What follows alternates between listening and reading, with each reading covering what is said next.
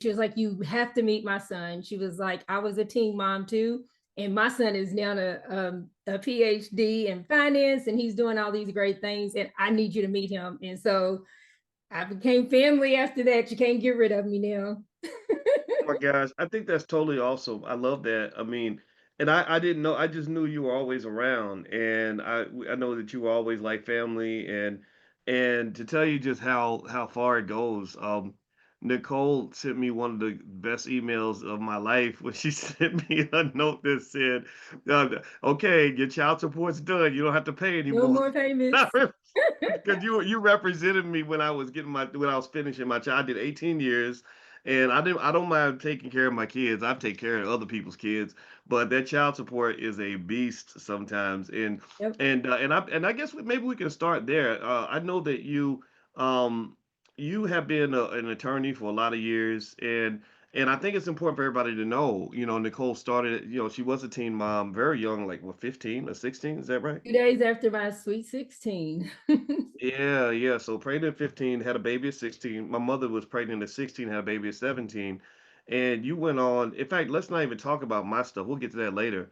You then you went to college. It was in Berea, is that right? Went to Berea College. Went to Berea College, and then you eventually got an MBA and a JD, right? An MBA and a law degree from University of Louisville, correct? Go Cards. Go cards. Yep, yep. And went on and had a great career, and you're still in the middle of your career.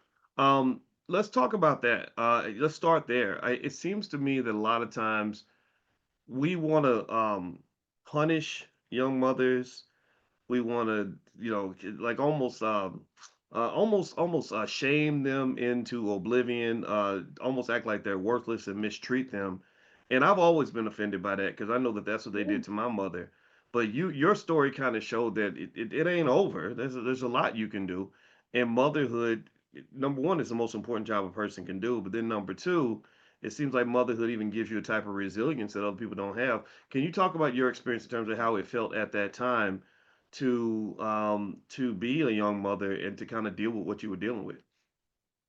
Whew. Well, I came from a family where education was super important.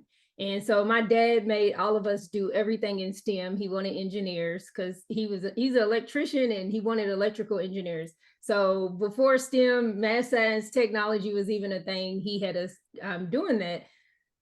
And he had everybody to play the sport, everybody played an instrument, everybody took a language, and in education, it was education in church. If we wasn't in school, we were at church or home. That was it. And so when I got pregnant, I remember um, we went to the counselor's office at the high school, and it was a Black man counselor who told my parents that because I was pregnant, I was a liability. And so they were going to take me from that school in advanced and honors classes and put me into South Park Tap, where they were doing coloring sheets and and like really just trying to pass the to get the girls out. I felt like because I had a baby in my stomach, that meant they thought I lost my brain. I was still the Mm. student that had almost a 4.0 GPA. I was still the advanced and honor student. 2 days before I got pregnant, I was great. Everybody was, excited to have me around and bragging on me. But because I got pregnant, all of a sudden, I remember my mom telling me, you'll never go to you'd be lucky to graduate from high school. How do you think you're ever going to go to college?